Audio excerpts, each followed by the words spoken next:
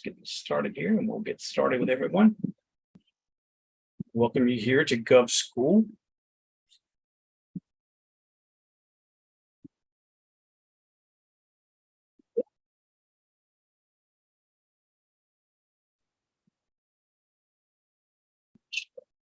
Start with everyone.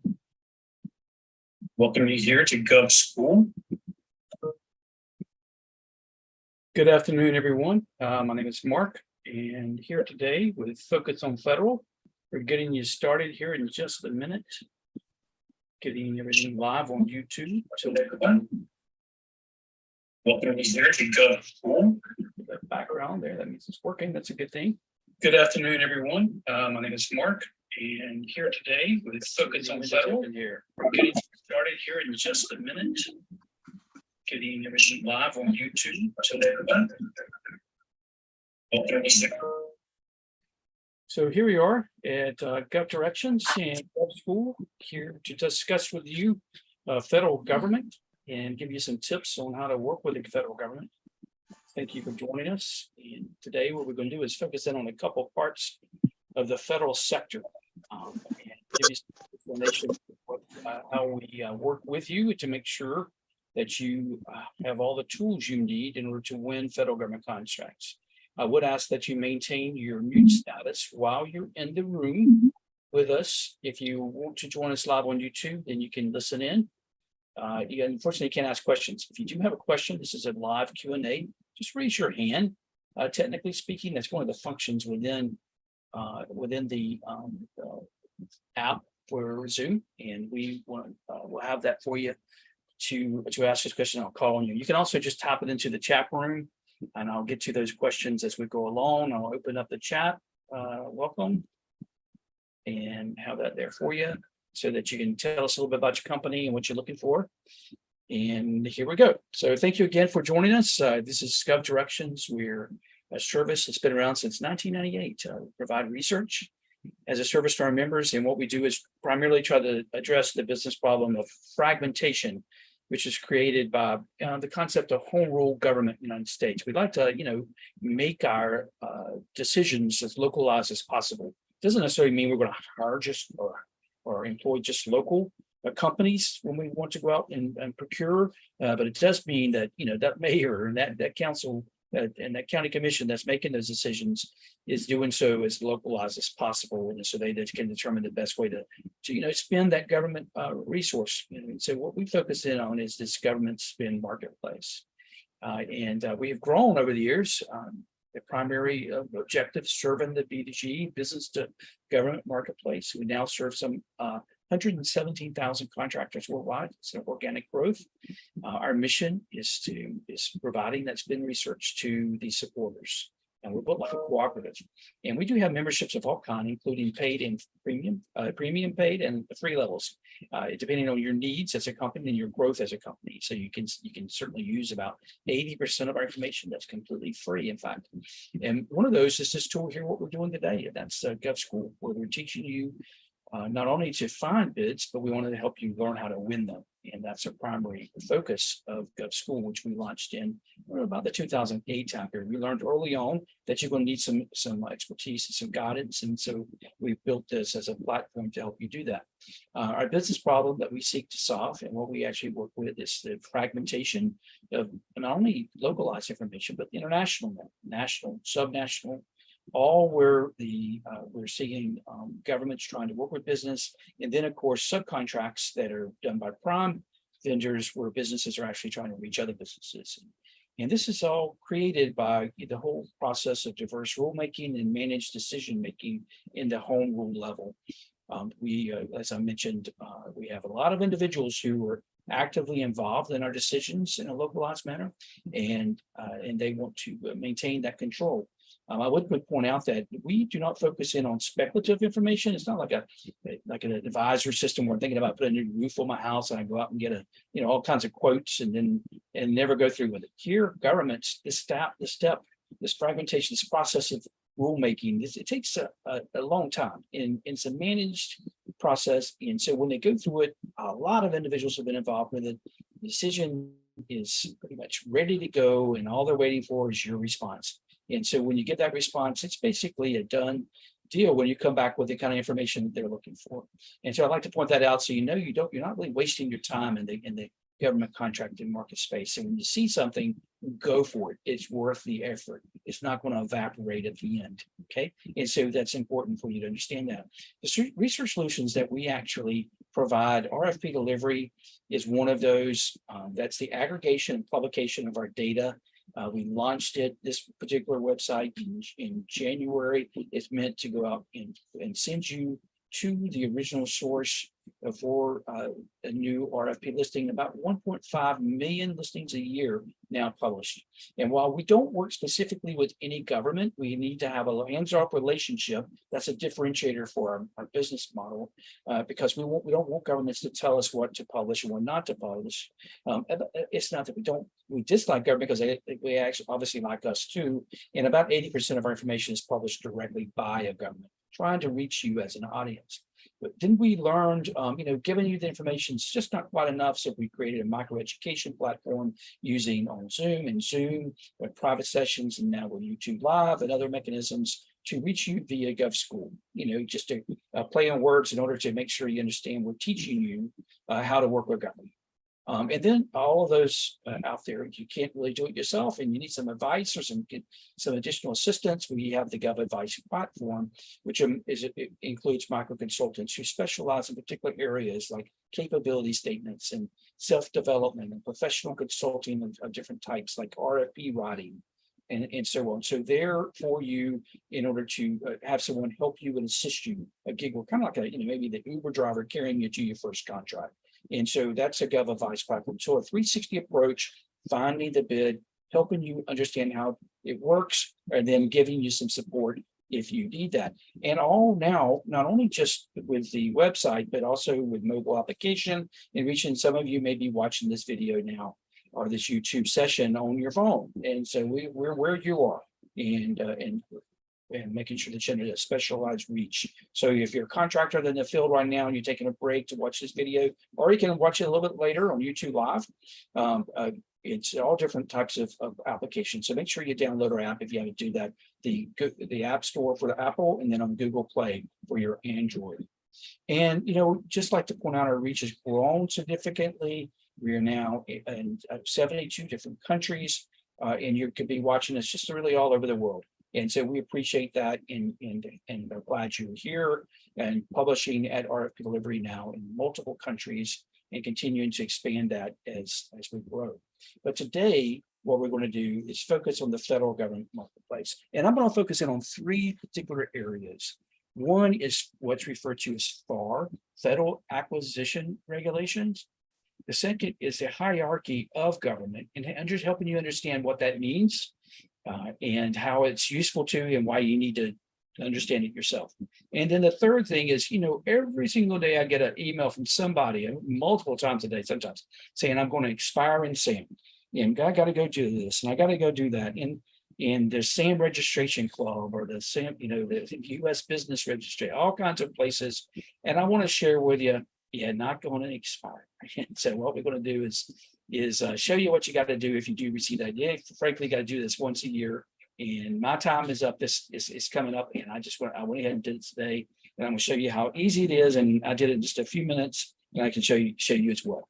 And if you haven't registered in SAM, the same sort of application, it can be applied, this process, to actually register yourself in SAM, the System for Award Management. And I'm going to show you how to do that and save you hundreds of dollars. I actually heard the other day somebody who spent $2,000 to hire somebody to register, and I'm sure the person that was paid that $2,000 was appreciative of that. But the truth of the matter is, it only takes you minutes to do it, and you can get it done pretty quickly. So I'm going to show you how to save some of that money for you. Because the last thing you want to do when you're first starting out is spend resources that you don't have. And so acquisition of Gov is the first thing is what you will need to become familiar with. And you're going to see this reference over and over again to FAR. Anytime you're dealing with a federal government, or you're dealing with a state and local government that has federal funds attached to it. Now, the federal government, all these levels of government, they expect you as a contractor to be knowledgeable about the areas that they tell you to be knowledgeable about. if there's a part of FAR that's going to govern what they're supposed to do, they're going to follow it, first of all. They're not going to deviate from it. And then the second is they're going to reference it for you so that you know where to go in order to find out the regulation that you have to comply with.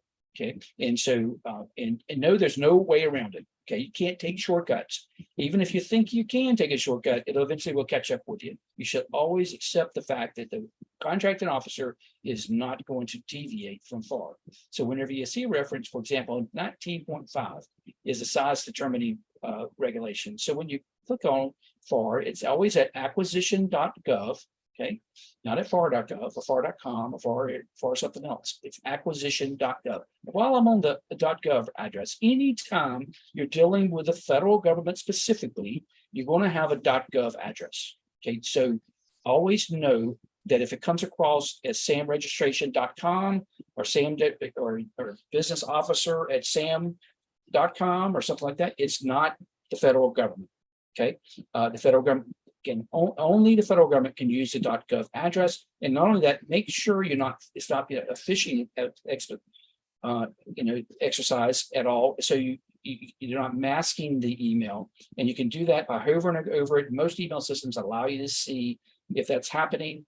So make sure you check that it's always a .gov. You can sometimes just traditionally hit reply, and then you would know that.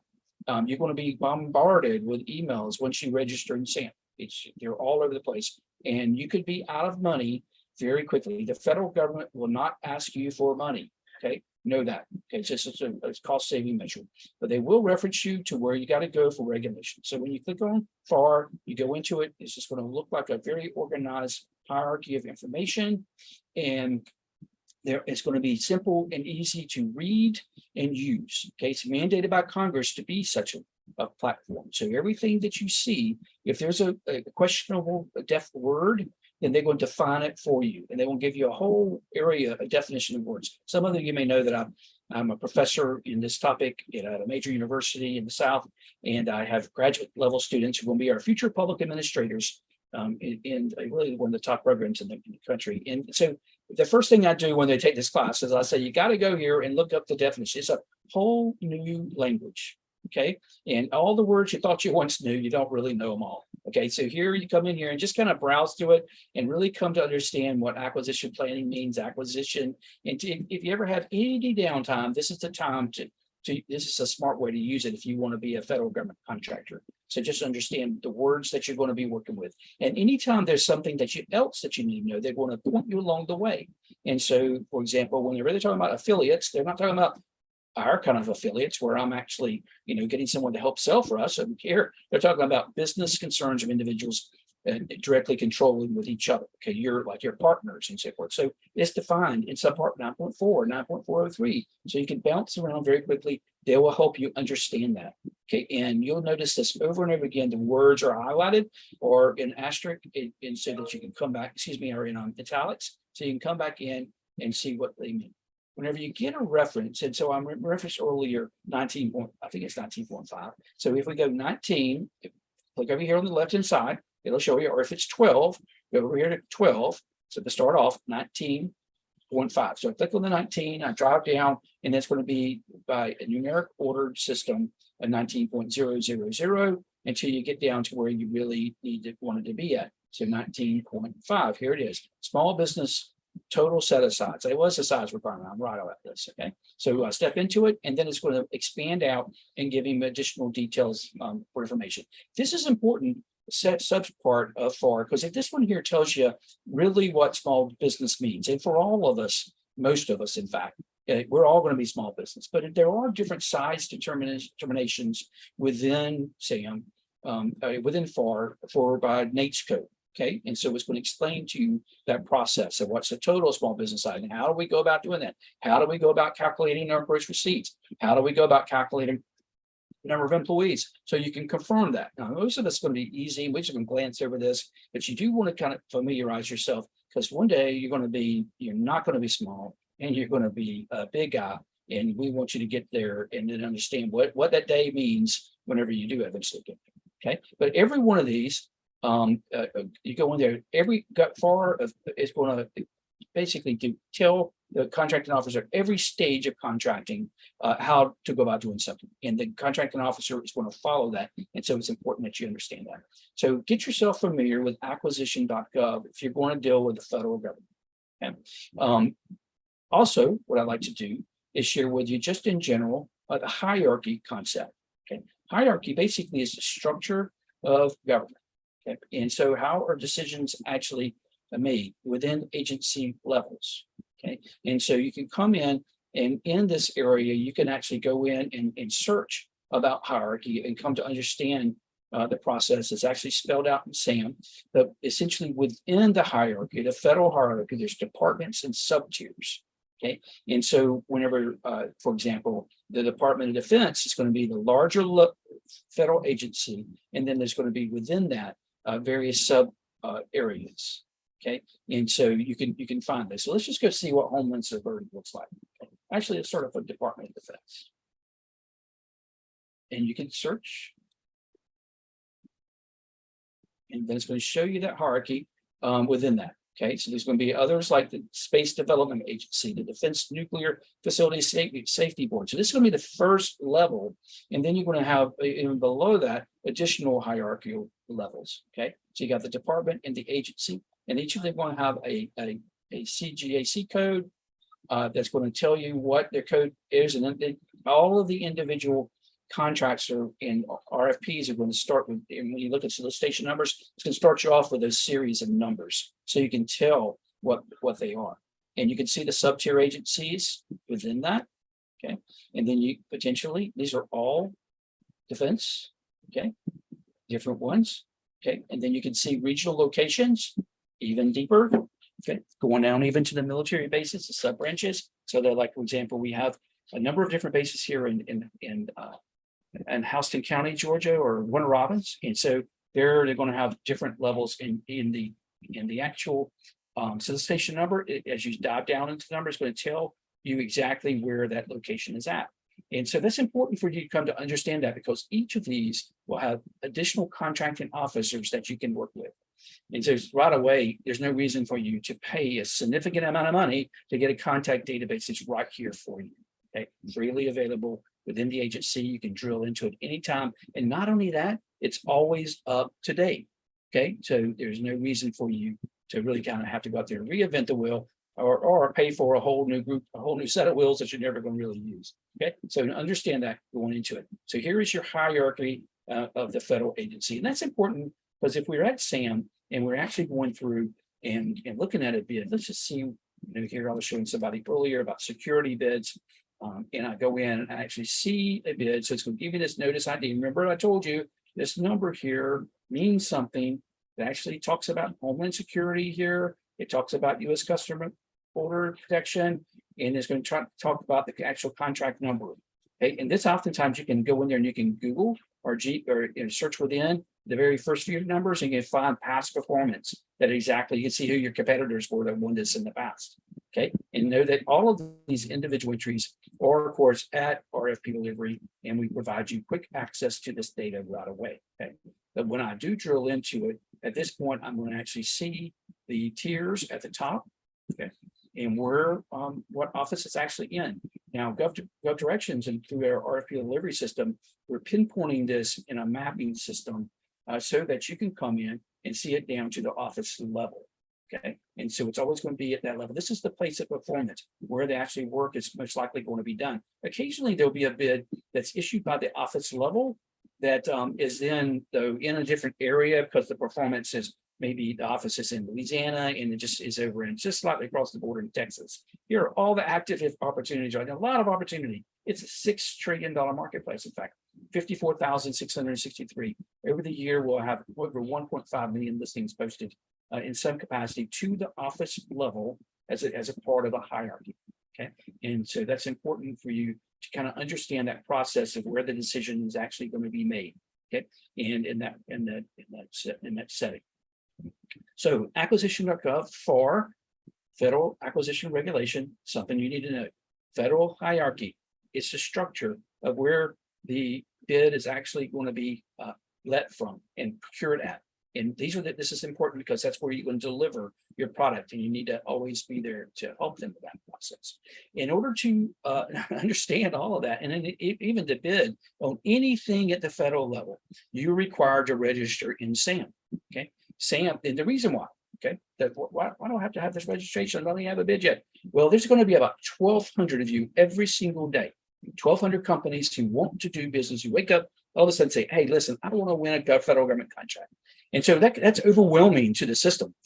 And so the first step that the system needs for you to do, for all of us, is you need for you to get in their accounts payable system. We want to vet you so that in case you ever do actually decide to actually bid, and then in case even more remotely that we actually award you something when you've never bid before, and believe me, it's difficult to win that first federal bid. Okay, but they need to make sure that you're legit. Okay, and that they can pay you in time. And a lot of us fumble around it. And in fact, if you hire somebody to do this, oftentimes it'll take them 3 months to do it, just because they're kind of, if everyone fishing, they just kind of drag you along and before they pull you into the boat.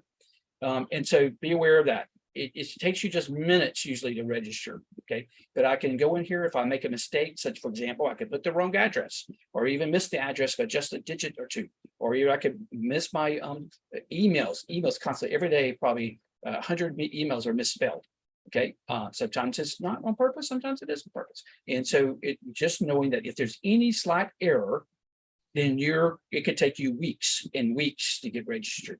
You can't make a mistake when you go through here. So you pay attention when you register, okay? Because these are systems and they're matches, and they have to match exactly. And they warn you that over and over again, okay? But the first thing you want to do if you're not registered is get started. Now, what I wanted to do today was share with you how you renew, because the first, what's going to happen as soon as you register, you're going to start getting emails from companies suggesting that you're going to expire soon, because it expires, doesn't really expire, it requires an update every year. They want to keep the system fresh, just like anywhere else in the world.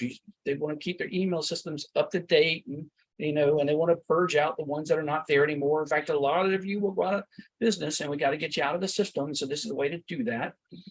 It's just a process. Okay, so knowing that, but this is a consolidated system now to manage the process of federal government procurement.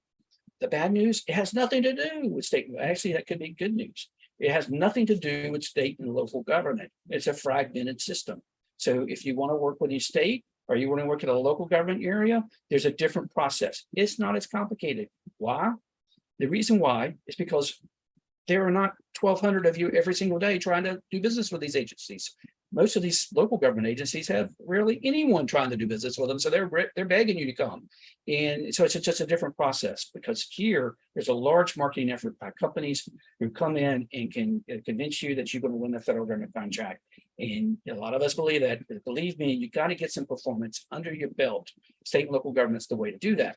Doesn't mean you don't need a register in SAM. You do. It's a good place to go ahead and get the rights. In fact, I've been registered at the federal government for 25 years, and I've yet to bid. I haven't really bid on any contracts. I have provided one or request for information back. That was just recently, and fulfilled the requirement, because they're looking to do some work similar to what we did. So I finally eventually responded, but I've never pursued a federal government contract. I've won over 350 state and local government contracts. Okay, they never once looked at my SAM registration. Okay, so understand that going into it. And SAM is a consolidated system, so it's going to you go through and you will find that it has a lot of information. It can be overwhelming to you when you first come into it. Okay, so I want to show you how to go about doing that. And before I do that, though, I'm going to show you another part over here. Right over there, it says official U.S. government website, 100% free. You don't need to pay anybody to register in SAM. It's free, 100% free, in fact. And if you can't figure it out, then you probably don't need to be bidding on federal government contracts. To be honest with you, it's not that complicated. And it's a basic structure. It's stepped through, and I don't want to offend anybody, but it's just the truth. And you should need, the first step of doing business with the federal government is being able to register and SAM by yourself. Okay, and then because the information they're asking you, it's by the time you assemble it and give it to somebody else, you could have just put it there yourself. It's that simple. Okay, and I'm going to show that to you. And not only that, they got these quick, easy videos. They're one by one. They can show you how to do it. It's really difficult to make a mistake. The typical mistakes that you make is sloppiness. Okay, it's not difficult. It's just that we're not paying attention. Sometimes we get sidelined with other things that we need to be involved with. And so if you're a busy person, it's certainly okay to hire somebody to do this for you. And I encourage you to do that. But it truthfully is, you should be able to do it. It's because you're busy. It's not because you don't understand it. Okay, and how to go about doing that. They have all these, it's simple to use. Now, I will share with you, they're not going to reach out to you and they're not going to call you if you make a mistake or anything. They're going to send you an email specifically on your cage code. This will be time sensitive emails too, and you got to respond right away when they call you or when they email you, specifically the cage code. When you're registering, what you're going to do initially is get your UEI. This is called the unique entity ID. Okay, it's unique to you. Only your company can have it, and it's assigned to you basically once they confirm that your incorporation papers are set with your state. Okay, so they say, what would you think you need to do? Make sure the information is 100% identical in the federal system as that you're putting in there, as it is at the state area where you register your business with the Secretary of State. It should be exactly so. If it's GovDirections, LLC, I need to put it there, GovDirections, LLC. Capital G, capital D. Okay, so I need to make sure it's solid match. And whoever my officers are, Secretary of State, need to be the same officers that I'm putting here in SAM. So if you need to update something first, make sure you update your corporate records at the state that you're located in first. Okay, make sure your phone number is right, your address is right. All the details are there first. And then I would actually probably wait a couple of days so the systems can get it up to date. And then you go back in and you register with SAM. And the same thing whenever you renew your entity, it needs to match, because most of us are going to renew at the state in the beginning of the year. And if we made some change, don't forget to make the exact same change in SAM. Okay, otherwise you get called up and you can get pushed aside. So I'm going to show you some of the slides that you come in. First of all, you're going to have to log in. Okay, so you want to go in. I'm not going to show you my account. You can't share accounts anymore. You can actually designate somebody. If somebody has already registered you, they got your account. So you need to make sure you have the right email address to log in yourself. Okay, and that's important. And then you're going to have a password assigned to you. Okay, and so you need to have that ready. Your email address is uniquely yours. No one else should actually be using it. It's not allowed. In fact, they give you a big old warning when you go to registering. You're going to have to give an authenticator app. Okay, sometimes you have this downloaded on your phone as an app. Other times, I just go ahead and use my authentication method is a text to me. Okay, and so I choose other authenticator. But if I have the app, I can just type in the code and then submit. Okay, here in my case, I had to select a text code, and then it submitted the text to me. It was really instant. Okay, got it before I could pick up the phone. Okay, I plug in the number. There we go, and then I went and I submitted. Okay, this is a one-time code. It expires, and you only have 10 minutes. So don't start it and then walk away. Okay, it's going to just complicate things. Okay, so be ready when you get that and you got your authenticator on there. And then you step in, and then this is where they give you a big old warning. Nobody else can use your account. It's strictly prohibited. You don't want to get thrown out of the system by giving somebody else access to your account. Okay, and believe me, it's official use. They're tagging this information to your IP address and other parts, so it's important that you not do that. Okay, that can delay your registration. Okay, you don't want to have that. Accept it. Going in, you're going to get a workspace. The workspace, it controls everything that you're doing. You should have one over here if you've registered already. It's an active registration. You always want to be there. That's where you want to be at. If you are, then you're good. Okay. And this slide here is a little small, but it says here the next update.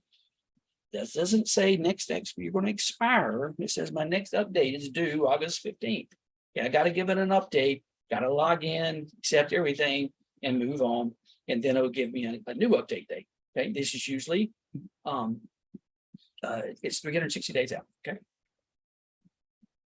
If you're using some APIs and so forth, there's other parts that have shorter time frames in order to make sure you get your data.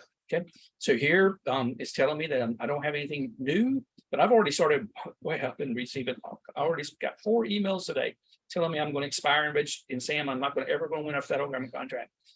It's just not true. It's false marketing. It's just not the case. Okay, but I went ahead today and I went in there and renewed. So I just click here, renew, update. Now, if I don't have an active registration there, then I need to get started. Okay, if I already got one in start and let's get another started, I'm going to have 2 started. Okay, could be the same one. Sometimes I do that. I get in there, and I've got 3 of them going at once. It's not a good thing. Don't do that. You need to delete the ones you're not using. Keep one active registration that's yours. And if you have multiple companies, then you want multiple registrations. But if not, then you only want the one entity. Okay, and it'll give you the various stages of it. It'll show you if there's a pending request. It'll show you the notifications. It'll show you details. We can download all the data. You can go in and send, save your searches that you do, and so forth. Okay, you can add a role. You don't need to do any of that to start off with. Once you have an agency registered or your company registered and you have an active registration, then you can add some roles. Okay, but initially just go in and click renew update. That's just where I see a lot of people mess up. They go in there and add a role initially, and they can't really add a role, and it's kind of confusing. You don't want to do that. Okay, renew entity or get started. Okay, once you get started, they're going to then tell you, okay, if you registered, here's the one that you're going to work with. Here's mine. GovDirections. We're located in Atlanta. I've got that exact information, right? My office number to the T. Okay, I got my cage code there, my next expiration date. I'm included in public search. This information is not confidential. You can see all of this. Okay, my unique entity ID is right there. Everything's right. Okay, so this is the one I'm going to register. Yes, it is. Okay, now if I was a new registration, I wouldn't have that, and they're going to ask me to put some additional information in there. The one that always kind of stumps some folks is, are you a federal government agency or are you a private company? And because a lot of us don't read that, a lot of us check we're a federal government agency, and you're not. So don't do that. It took me literally a week for somebody did that. I finally figured out what they did, and we had to back it out and start it all over again. It's not something you want to do. It's very complicated. And I don't even know why they even put those on the same sheet. If your federal agency is registering to get access, it should be a different method. Here we go. So, but I'm also, they want to ask me to confirm my cage code, make sure it's really me, because this is how the Defense Department knows me. And so we want to make sure that they got that right. Okay, and it's going to ask me to review again the current information. And I said, yes, it's all correct. And I'm going to go to the word, and it's going to tell me that I'm going to have to be prepared to do these updates, my core data, my points of contact, my assertions, and so on. Okay, and so all of these are required just to make sure it's updated. In fact, today when I registered, there's been a change in some of the NAICS codes. I noticed that when I filed my taxes too, and I had the old code, and it's been around because I've been around a pretty long time, and I had the code on there, and now they decided to expire it. Okay, and so I had to get a new code, and it's more detailed. So I had to go through and make sure. That was the only thing I actually had to change in my representations. I think it was in my NAICS code. Okay, but you have to follow it, pay attention to it, because it did tell me. It said, Mark, you chose one that's already been expired, so make sure you choose another one. It wouldn't let me go forward, so it caught me from being a dummy. Okay, when I go in, then they're going to ask me some basic information. Most of us, especially contracting, is going to talk about all awards. Okay, now, even if you're in here to try to seek financial assistance, that's perfectly okay. But if you choose all awards, you're going to have that too. Okay, and so know that. So I always do all awards, and that's what you want to choose most likely, unless you have an exception. Okay, and you're probably not listening to this video. And here you go in, you get your physical address, everything, and you say, I would like to update, renew my entire entity registration. I'm not just going to update my points of contact. Now, if I was going back in and I changed my points of contact, then yes, of course. But here we're looking at renewal and of the for the next year, or update. I said, right, I'm not trying to avoid expiration. Government's not going to expire. You can stay in here for a while.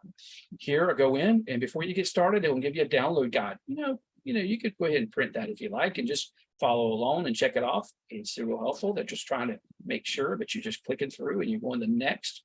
And then it's going to ask me, who required your entity to be registered? Well, no one's really required, but it's because I want to do business with the federal government. Okay, and so I checked the federal agency who's required it, because the federal government agency has told me, unless you're registered in SAM, you can't work with me. Okay, so that's the option. And this is just voluntary information. And so as you go in here, you give us some more. What's your goal? I want to work with government. Okay, it's a simple, easy answer. I want to bid on a federal government contract. And then I want to do business. Here it is, directly with the federal government. Okay, I would select that. And then I would go into it and keep moving on. And they said, who wants to do? And you say, yes, it's a verified SAM record. I'm in there. Here's my unique entity ID. And that's who I'm in. Just verify it again. I'm an employee of it. Okay. And then I pulled that off of my This is going to be my workspace. It will give me all my details. And then I'm going to go into my assertions. In your assertions, they're one by one step through. You just continue to hit continue, continue, continue. First time you do it, pay attention to all of it. Okay. You should, if I tell you that I did this in about 5 minutes, I might be giving something away because I've had to read a lot of information that I obviously cannot read in 5 minutes. So make sure you read it, and don't rush it, because it's, it's a way to learn your and what you could be obligated to do. But don't let it scare you away either. Okay. They're just making sure you got everything you need in here and your basic information, because they're getting your bank account, they're getting your ownership details. You're getting, if you were around before, they can get your general information about your company, financial information, executive compensation questions. Most of these are just checkoffs, okay? Nothing complicated. They gave you the answers that most of us comply with, okay? Occasionally you may not, and then you would know that when you're filling that out, okay? And then you review that, and then you would make that as assertions. In this particular case here, when I got to my general information, it had to do with the NAICS code, and that's where I had to update my NAICS code. Some of you may have to do that. And then you step through each area all the way through into in order to submit your registration. Okay. And that's going to take you probably, give yourself a good hour to look through there, just so you don't, that you kind of understand it, because there are some complex things that you're agreeing to. You need to make sure you understand what you're agreeing to when you're dealing with the government, but just don't let it overwhelm. Okay. And then you get your confirmation there. Okay. I did it 251 today. Okay. And then it's going to tell me that it has been submitted. Okay. And it's ready for update. And when I log back in, it's going to tell me that I updated. Okay. And here's the details. They sent me an email, and notice it came from sam.gov to my direct email and gave me some information about it. Okay. And as the DLA has questions, they're going to send me, Cage Code folks, they're going to send me an email. Most likely on my update, they're not going to have questions, but if they do, then I've got to get back to them within a time period. Most likely it's between 12 hours and 24 hours. I forget right now, but you've got to get back with them. Otherwise, they'll kick you out of the system and you got to start over. Okay. Because they don't have time for nonsense. And if you were ready to register with the federal government, then you should be ready to go. Okay. So here we are. I spent time with you today to talk about, the basic parts of federal government agencies. And we talked about acquisition.gov. We talked about registration with SAM. And I talked about the basic information. So I'm going to stop there in hierarchy. And so I'm going to stop there and see if there's any questions if anybody has. I'll be glad to try to answer them for you. But I do appreciate your time today. Any questions? Let me go in that chat. So there's no questions today. You're all federal government experts, right? Yeah, I'll ask a question. Why not? When bidding on the government contracts, is there other websites that we can go to get that done? Why would you, in what sense of the word would you want to go to another website? Well, I mean, first the bidding process, like, are there other websites? Like, are there websites that you would refer that we go to when it comes to the bidding process? Every bid, let me just give you some examples here. Okay. So let's just go in the way I would normally find a bid. You go to search. I'm going to focus in on federal bid too. Okay. Search. Now you're going to have your settings in place, and always remember at RFP delivery, when you're here, you can always get back to your main dashboard by clicking home or the logo or any human figure. Okay. This is going to give you your settings, your daily alert that we send to you. Every bid, last bid entered first. Here's a bid in Texas for local area set aside for a zone. Let's see, here's pest control in Minneapolis, VA. Okay. In Minnesota, there we go. And so when you open it up, we're going to give you some details about that RFP. We're going to tell you who it is. Here it is. Okay. We're going to tell you where it's located on the web. We're going to tell you what it's for. Pest control services, who to contact.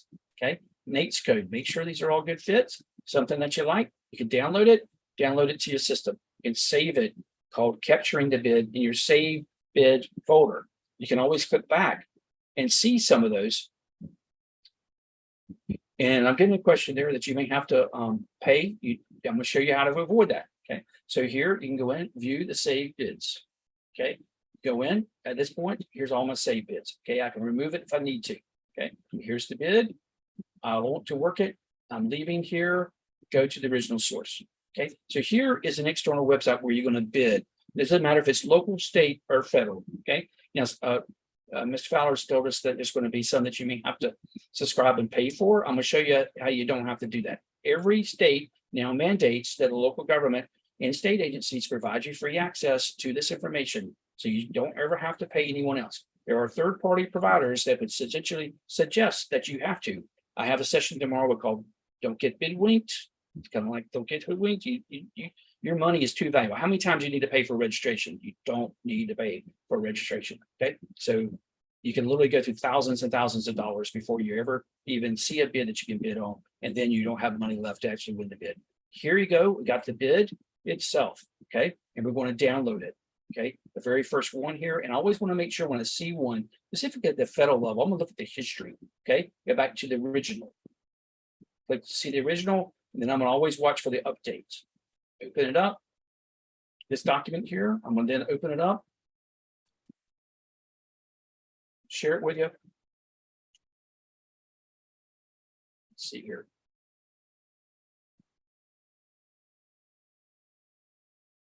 Then open up with share it with you.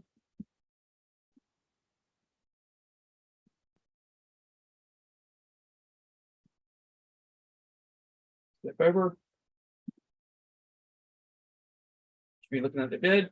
The bid document is going to be for you. This is what you need to bid. Okay, you're not going to need anything else. You don't need to go to another website.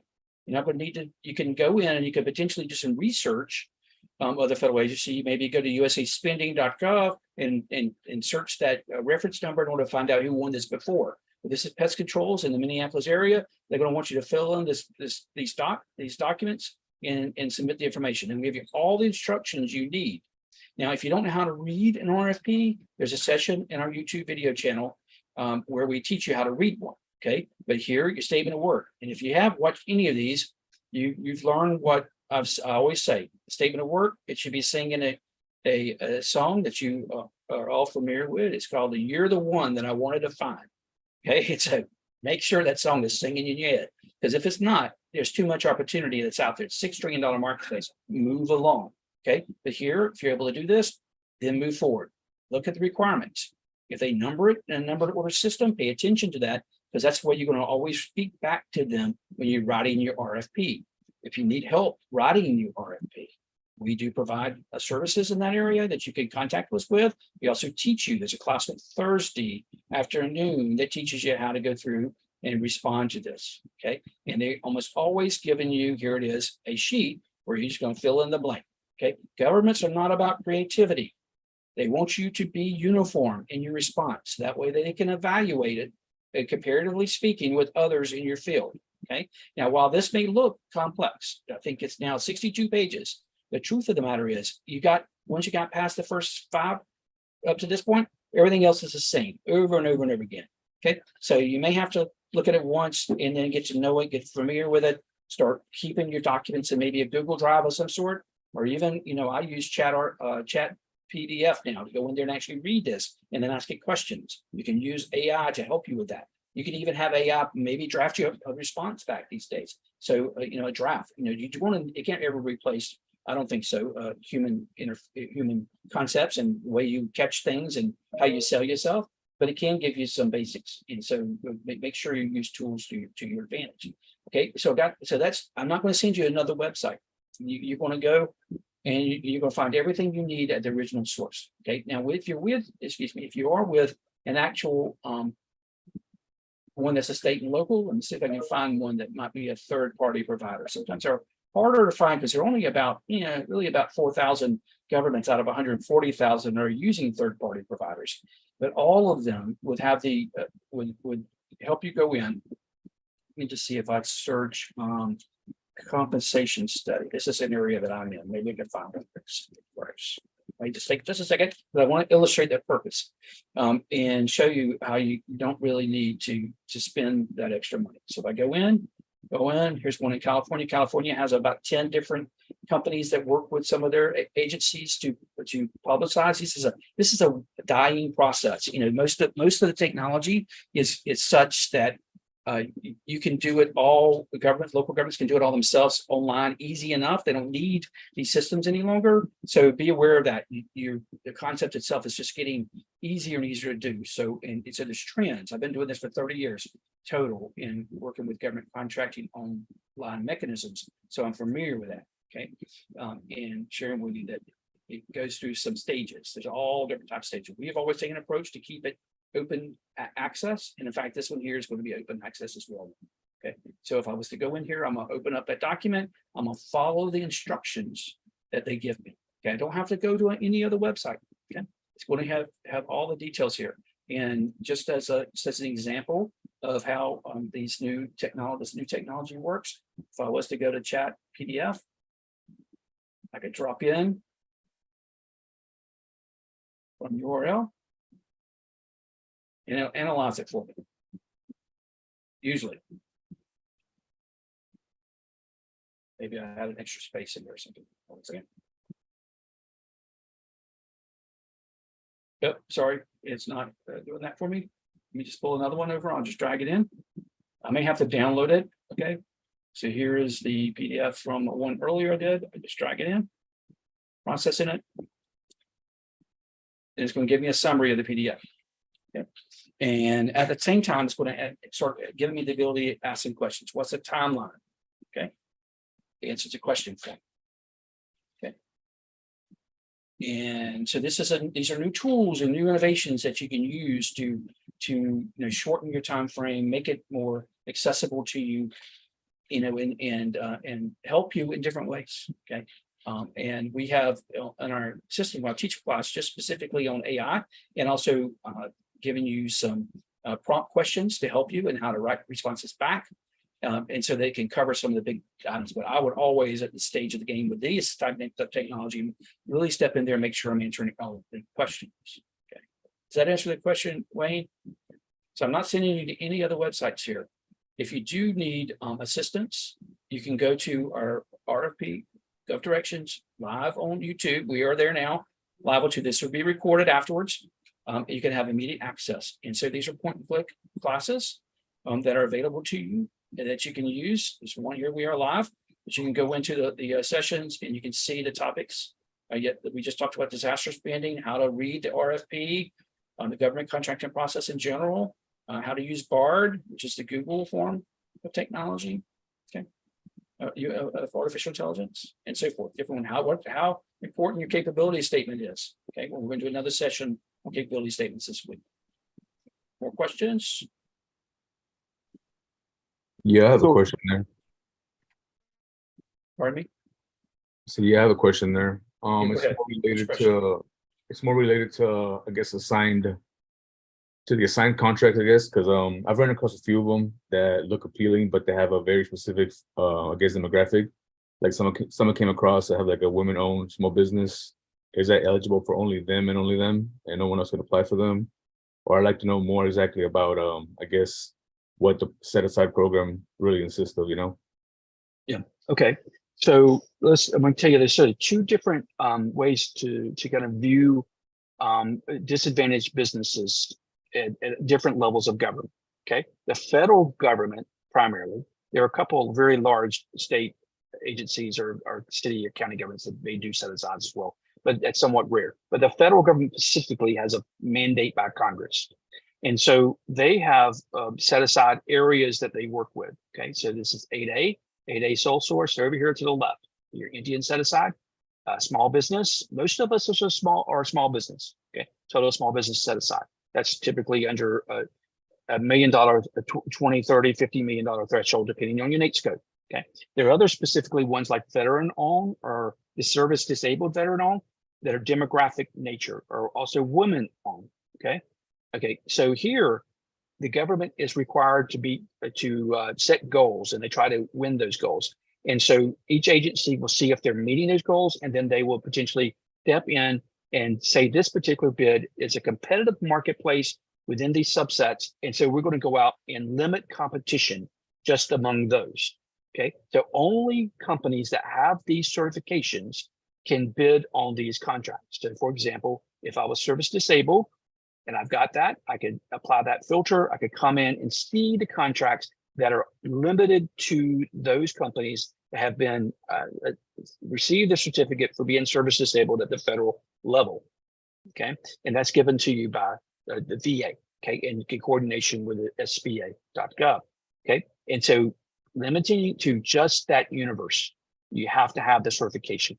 Now, if you're total small business, that's also the largest, okay? And so you can come in, you can see those, that's going to be most everyone. If it doesn't speak to a designation or set aside, then everyone can bid on that, okay? And so oftentimes those are not as competitive as the ones that are set aside because you're closing off your universe.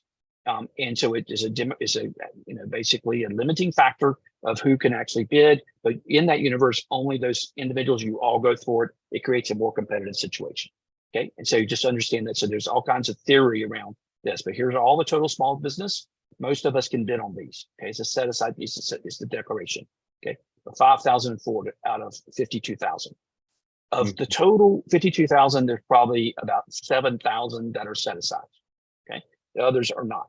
Now, at the local and state level, due to the Richmond decision, which is a Supreme Court case that basically said that that the local government or state agency has to go in and deliver a very detailed plan in order to set up a preference program before they can do it. But they can do that. They can do a preference area. So it's not the same as a set aside.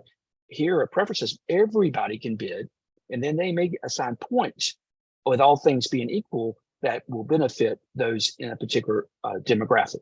Okay, they will tell you that going into it, that's going to be in the valuation criteria. Okay, and so understanding. So I would never, and so I hear some folks always they'll call in and say, I'm waiting to get certified before I bid. Okay. Hold on, that's serial. So I would never wait to get certified for anything. Okay, I would go ahead and start bidding. You're going to have success with those that are not preferences or set aside. And by far, those are the most of the bids that are out there. But we identify them here. It'll tell you by the title if it's a set aside. You can also search within the set of certifications that you particularly are seeking. If you are seeking certifications, and while I wouldn't wait, I would always, if I do think I can qualify for one, I would go and get those. Okay. And so you can go to SBA.gov, federal contracting, under the contracting assistance programs. Here are the primary ones. HubZone is probably easiest. It's an address, total small business. Next, this basically most of us qualify for it. And then it's there. They're not really listed here because everybody qualifies. But you can be a small disadvantaged business, and there's some disadvantage criteria. You can see each of those. You open it up. For example, here's the HubZone. You come in, you see the benefits, you see the qualifications, and you're able to go in there and find that. And in fact, you could go and actually see the change. I think you just type in, you go to Google. That's what I always do. Go to Google and say HubZone map. And it'll give you that. You type in SBA, type in your address. Ours is 675 Ponce. There we go. Pops up, and it will tell me that I'm not in a HubZone. But if I just moved my office across the street, I would be. So why didn't I do that? So a lot of things you qualify for. Okay, so that's how easy it is. I would have the HubZone certification. There's other qualifications that go along with that. Does that answer your question? So the difference between the two set asides, only those companies can bid that have it. And they have already predetermined there is a competitive marketplace there. And then on the preference, everybody can bid. This mostly at state local agencies. Everybody can bid, and then all things being equal, it can be receiving additional criteria, additional points. Okay, yeah, thank you. Yeah, that answered my question there, and you followed it up with my other question, which was getting certified for these I guess advantages here. Yeah, you followed that up for me very well. Thank you. And I would tell you, there's a group that used to be called PTAX. They changed the acronym recently. I don't know exactly what. If I go to SAM, I can look at one. It tells they advertise on SAM. They are federal. They're federally funded by the Defense Department, and you can contact them. You can just type your city name, and then this word. Let's see here. There they are. ABTAX. Okay, and you can find your local one here if you don't have it. Okay, these are have individuals who can help you register for certification. Okay, they'll walk you through that process. Okay, I would share with you They do have search mechanisms for bids. It's not as powerful as RFP delivery. Okay, so make sure you understand that going into it. So you'll find much more localized bids and so forth. But they are they're really good organizations. I like to recommend them. Any more questions?